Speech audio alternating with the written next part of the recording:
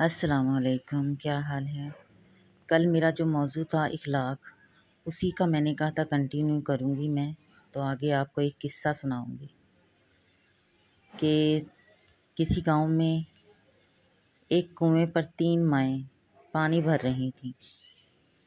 ایک ماں بولی کہ میرا بیٹا وہاں سے گزرا، اس کی ماں بولی وہ دیکھو میرا بیٹا انگلش میڈیم میں پڑھتا ہے، یعنی کہ وہ اپنے بچے کی تعریف کر رہی ہے۔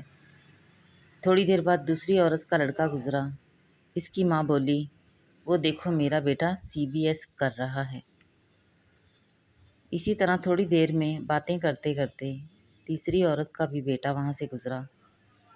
دوسرے بیٹوں کی طرح اس نے بھی اپنی ماں کو دیکھا اور ماں کے پاس آیا۔ پانی سے بھرا ہوا گھڑا اٹھا کر اس نے اپنے کندھوں پر رکھا اور دوسرے ہاتھ سے بھری ہوئی بالٹی اٹھائی اور ماں سے بولا چل ماں گھر چلیں۔ اس کی ماں بولی کہ یہ میرا بیٹا مدرسے میں پڑھتا ہے۔ اس کی ماں نے چہرے کی خوشی دیکھ کر باقی دونوں عورتوں کی نظریں جھک گئیں۔ اس کہانی سے ہمیں کیا سبق ملتا ہے کہ لاکھوں روپے خرچ کر کے بھی جو تمیز، جو اخلاق، جو تہذیب انسان نہیں حاصل کر سکتا، وہ ایک مدرسے میں پڑھنے والا بچہ کر پاتا ہے۔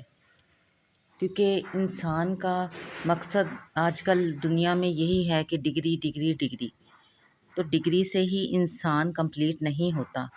انسان جب تک اپنے اندر اخلاق، تمیز اور احساس کا دائرہ نہیں پیدا ہوتا اس کے اندر، تو جب تک وہ اس کی ڈگریاں کسی کام کی نہیں ہوتی۔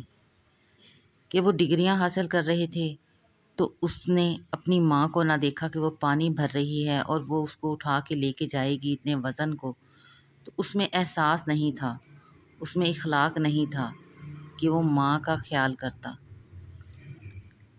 جس بچے نے قرآن پڑھا اور مدرسے میں تعلیم حاصل کر رہا، اس نے اپنی ماں کا احساس کیا اور اس نے اس کا ساتھ دیا، اور اس چیز کو دیکھو تو وہ بہت بہت مہنگی ڈگریوں سے بھی زیادہ مہنگا اخلاق والا بچہ ہوا، کیونکہ وہ ماں کی گود سے مدرسے تک اچھی تربیت اور اچھے اخلاق کا مالک ہے۔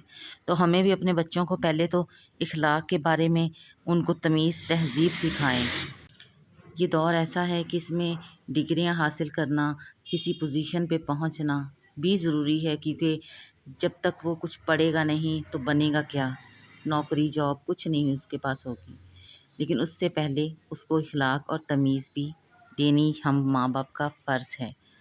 تو انشاءاللہ اس کہانی سے بہت اچھا سبق ملے گا ہمیں، ہم سب کو، اور اس پر عمل بھی ہم کریں گے انشاءاللہ۔ ایک اور خوبصورت بات کہ اللہ تعالیٰ کے پاس آپ کو دینے کے لیے سب کچھ ہے، کیا آپ کے پاس مانگنے کے لیے وقت ہے؟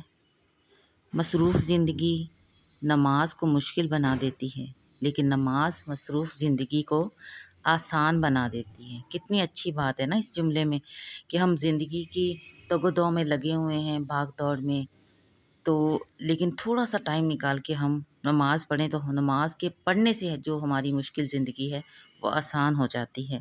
یہ سمجھنے کی بات ہے۔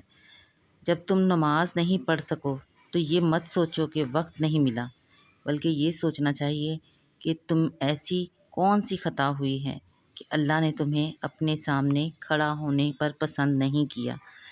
تو نماز کی فکر کریں، اپنے لیے، اپنے بچوں کے لیے، اپنی آخرت کے لیے۔ خدا کی قسم دنیا کی فکر سے آزاد ہو جاؤ گے اور کامیابی تمہارے قدم چومے گی انشاءاللہ۔ دنیا میں ہم بہت ٹینشنیں ہیں، بہت ٹینشنیں ہیں، اور ان ٹینشنوں کی وجہ سے انسان آخری وقت کو پہنچ جاتا ہے اور وہ ٹینشنیں ختم نہیں ہوتی۔ اس لیے اپنی زندگی میں نماز، قرآن اور اخلاق، ان تینوں چیزوں پر عمل کیجئے، اپنی زندگی کو اچھا بنائیں اور سکون کی زندگی گزاریے۔ ویڈیو کو سنیے، ضرور دیکھیے، لائک کیجئے، شیئر کیجئے، اپنے بچوں کو بھی اچھا اخلاق دینے کی کوشش کیجئے۔ اللہ حافظ۔